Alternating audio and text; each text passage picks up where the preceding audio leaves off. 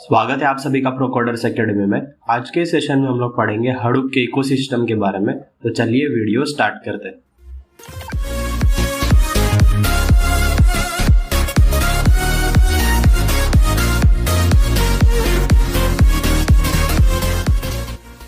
तो देखते हैं पहला topic, that is Hadoop ecosystem. अब हडूप इकोसिस्टम के अंदर बहुत सारे टूल्स है, अब बहुत सारी चीजें हैं। सबसे पहले आता है HDFS, Hadoop distributed file system, lower level पे।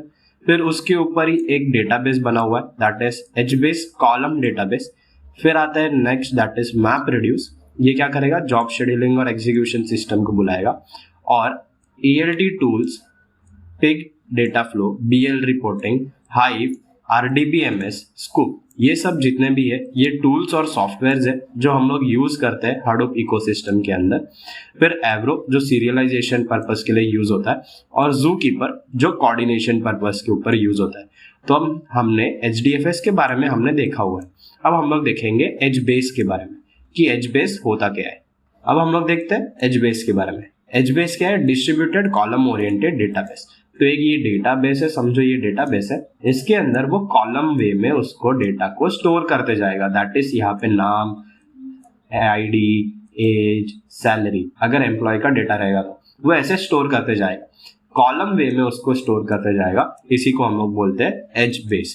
और ये HBase एक डेटाबेस है। HDFS और इसके अंदर डिफरेंस क्या है, HDFS एक फाइल सिस्टम है कि जो भी लार्ज फाइल्स रहेगा उसको स्टोर करने का काम करेगा। पर HBase क्या है, एक डेटाबेस है। अगर कुछ डेटा रहेगा जो फास्ट एक्सेस करना है हम लोग को, तो HDFS के ऊपर हम लोग ने HBase बनाया हुआ है। अब ये एप्लीकेशन क्या करेगा, इजी एक्सेस लो लेटेंसी में देगा तुम लोग को, रीड राइट स्पीड इसका ज्यादा रहेगा as compared to file system. तो वो फास्टर प्रोसेसिंग और इसके लिए यूज होता है HBase. HBase is suitable for use data set where real time read write random access is required. वही लिखा है कि जहां पे रियल टाइम रीड राइट चाहिए रहेगा वहां पे हम लोग HBase यूज करते हैं। HBase is non relational database, hence does not support SQL. तो SQL लैंग्वेज, क्वेरी लैंग्वेज वो सपोर्ट नहीं करता क्योंकि ये नॉन रिलेशनल बेस्ड डेटाबेस है। तो नो SQL है, ये नॉन रिलेशन डेटाबेस, मतलब ये SQL यूज नहीं करता। It is an open source project and is horizontally scalable. Horizontally scalable क्या है कि हम लोग इसके अंदर डेटा हॉरिजॉन्टली ऐड कर सकते हैं, मतलब कॉलम वाइज ऐड कर सकते हैं। ऐसे हम लोग इसके अंदर डेटा ऐड कर सकते हैं, हॉरिजॉन्टली हम लोग इसको स्केल कर सकते हैं। इसके एग्जांपल है कैसेंड्रा, काउचडीबी, डायनामो, मोंगोडीबी, ये सब सिमिलर है HBase के थ्रू। तो data can entered in HDFS either directly और थ्रू HBase। HDFS के अंदर हम लोग डायरेक्टली डाल सकते हैं जो डेटा हम लोग को मालूम है इसका कोई सिर्फ प्रोसेसिंग करना है, आगे रियल टाइम नेसेसरी नहीं है, तो हम लोग HDFS में डायरेक्ट डाल देंगे। पर हम लोग को मालूम है कि यहाँ पे रियल टाइम रिक्वायर है, पर और ये डेटा हम लोग को स्टोर भी करना है, तो सबसे पहले वो HDFS के पास जाएगा, सॉरी HBase के पास जाएगा, HBase के बाद HDFS के पास जाएगा। फिर consistent read and rights, automatic failure support is provided. अगर कुछ फेल हो जाता है तो वो हम लोग को सपोर्ट देगा। That is data is replicated across the cluster. एक HBase नहीं रहेगा, मल्टीपल HBase रहेंगे। हर डेटा नोड के मल्टीपल HBase रहेंगे, मल्टीपल डेटाबेस रहेंगे। अगर ये नोड फेल हो जाता है या डेटाबेस फेल हो जाता है तो यहाँ पे रेप्लिकेशन अवेलेबल रहेगा। तो ये होता है HBase। तो अभी हम लोग देखते हैं स्टोरेज मैकेनिज्म, कैसे हम लोग HBase को कॉलम फैमिलीज में स्टोर करते हैं। तो सबसे पहले यहाँ पे रहेगा रो ID। अब रो ID के बाद यहाँ पे मल्टीपल कॉलम्स रहेंगे, that is column 1, column 2, column 3, column 1, column 2, column 3, column 1, column 2, column 3। तो अब यहाँ पे देखते हैं, सबसे पहले यहाँ पे आ रहा है कि दैट इज 1, 2, 3, 4, ये रो IDs रहेंगे, मतलब एम्प्लॉय ID वगैरह कुछ भी रह सकता है या सीरियल नंबर बोल सकते हो। यहाँ पे दिख रहा है column family 1, column family 2, column family 3।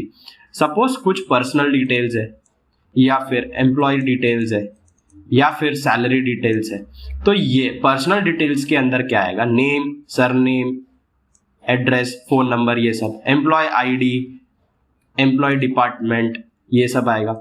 Salary मतलब first year salary, second year salary, third year salary, ऐसे करके मल्टीपल कॉलम्स बन जाते हैं। यहाँ पे पर्सनल डिटेल का एक पूरा कॉलम बन गया, उसके अंदर 3 कॉलम है। एम्प्लॉय के 3 कॉलम बन गए, सैलरी के 3 कॉलम बन गए। तो यहाँ पे एक ये जो पूरा 3 कॉलम है इसको हम लोग बोलेंगे HBase के अंदर कॉलम फैमिली। ये कॉलम फैमिली 1 हो गया, कॉलम फैमिली 2, कॉलम फैमिली 3, इसी के अंदर डेटा स्टोर होते जाएगा। तो एग्जांपल के अंदर देखो, ये रो की है, मैंने रो की डाल दिया है 0001, 0002, 0003 ऐसे करके 6 तक। सेम जा रहा है नेम मैंने डाल दिया जॉन, पॉल, रॉन, रॉब और उसका रेसिडेंस फोन नंबर। इसको मैंने बोल दिया column family personal details. Same आ गया फोन और एड्रेस, ये हो गया कॉलम फैमिली ऑफिस डिटेल्स। तो ये जो भी है इसको हम लोग बोलेंगे कॉलम फैमिली 1, ये हो गया कॉलम फैमिली 2। अब इसके अंदर each cell has multiple versions represented by timestamp of when they were inserted into the table। हर सेल जो है इसका कुछ ना कुछ टाइम स्टैम्प भी स्टोर होता है, वो बताएगा कि वो कब इंसर्ट हुए थे उसके अंदर। Similarly, the table is lexicography sorted on the row keys। ये जो रो की है इसको लेक्सियोग्राफिकली हम लोग स्टोर करते हैं, मतलब सॉर्ट करते हैं। समझो 1 2 3 है तो उसके हिसाब से, मतलब ग्रामेटिकल वे में, लेक्सियोग्राफिकल मतलब ग्रामेटिकल वे में हम लोग उसको सॉर्ट करके स्टोर करते हैं। समझो अगर मैं 3 2 1 इंसर्ट करता हूं पर वो सॉर्ट होके मुझे 1 2 3 ऐसे ही आंसर देगा। तो ये था HBase का स्टोरेज मैकेनिज्म। तो हम लोग देखते हैं अपाचे HBase का आर्किटेक्चर। अपाचे HBase का आर्किटेक्चर के अंदर सबसे पहले लोअर लेवल में रहता है HDFS और ज़ूकीपर। ज़ूकीपर सिर्फ और सिर्फ कोऑर्डिनेशन पर्पस के लिए यूज होता है, ये हम लोग आगे देखेंगे कि कोऑर्डिनेट कैसे करेगा वो। सिमिलरली यहाँ पे एक रहता है मास्टर और ये रहते हैं रीजन सर्वर, ये रहता है हम लोग के स्लेव। अब जो भी मास्टर बोलेगा सेम यहाँ पे रीजन सर्वर को काम करना पड़ेगा। पर यहाँ पे जैसे हम लोग ने हडूप के अंदर देखा था कि क्लाइंट जो रहता है वो डायरेक्टली डेटा नोड्स को एक्सेस कर सकता है, तो सिमिलरली क्लाइंट यहाँ पे भी डायरेक्टली रीजन सर्वर को एक्सेस कर सकता है। अब क्या होगा, जब भी क्लाइंट इसको रीजन सर्वर को एक्सेस करने की कोशिश करेगा वो सबसे पहले यहाँ पे राइट का सिंबल भेजेगा, राइट का एक्शन भेजेगा, तो वो ज़ूकीपर के पास भी भेजेगा। ज़ूकीपर क्या करेगा, कोऑर्डिनेट करेगा ये सारे रीजन्स को कि वो काम करे अच्छे से। तो ये सब कनेक्टेड रहेंगे एक दूसरे से और वो ज़ूकीपर से कनेक्टेड रहेंगे, तो वो कोऑर्डिनेशन मेंटेन होगा। तो यहाँ पे राइट, तो यहाँ पे भी राइट भेजेगा। सिमिलरली क्लाइंट यहाँ पे रीड का भेज रहा है तो यहाँ पे भी रीड का भेजेगा। एच मास्टर क्या करेगा, मास्टर जो है वो क्या करेगा, यहाँ पे उनका हेल्थ चेक करते रहेगा कि वो बराबर काम कर रहे हैं या नहीं। कभी कोई डाउन हो गया हो या फिर कुछ प्रॉब्लम आया हो तो वो सब कुछ चेक करेंगे।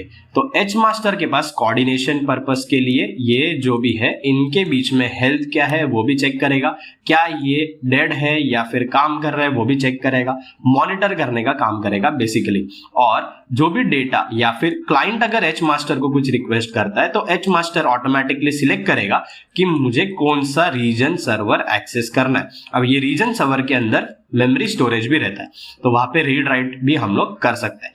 अब जब भी ये रीजन सर्वर के पास कुछ आएगा तो वो HDFS के अंदर भी स्टोर करेंगे, क्योंकि वो हडूप डिस्ट्रीब्यूटेड फाइल सिस्टम है तो वहां पे भी हम लोग स्टोर करते हैं। HBase HDFS के ऊपर बना हुआ है तो फास्ट एक्सेस के लिए वो मेमोरी से डायरेक्टली क्लाइंट यहाँ पे दे देगा, पर HDFS के पास भी स्टोर होगा। तो ये था HBase का आर्किटेक्चर। अब HBase के आर्किटेक्चर के अंदर मास्टर और क्लाइंट का इंटरैक्शन बहुत रेयरली होता है,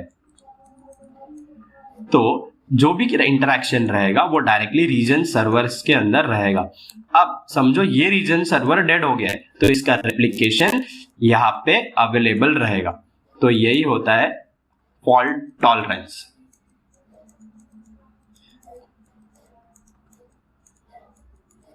तो ये मशीन्स क्या है, फॉल्ट टॉलरेंट है। तो ये था अपाचे HBase का आर्किटेक्चर। तो आज के इस वीडियो में इतना ही। अगर आपको वीडियो पसंद आया तो लाइक शेयर सब्सक्राइब कर दीजिए और बेल आइकन हिट कीजिए for future notifications. Thank you.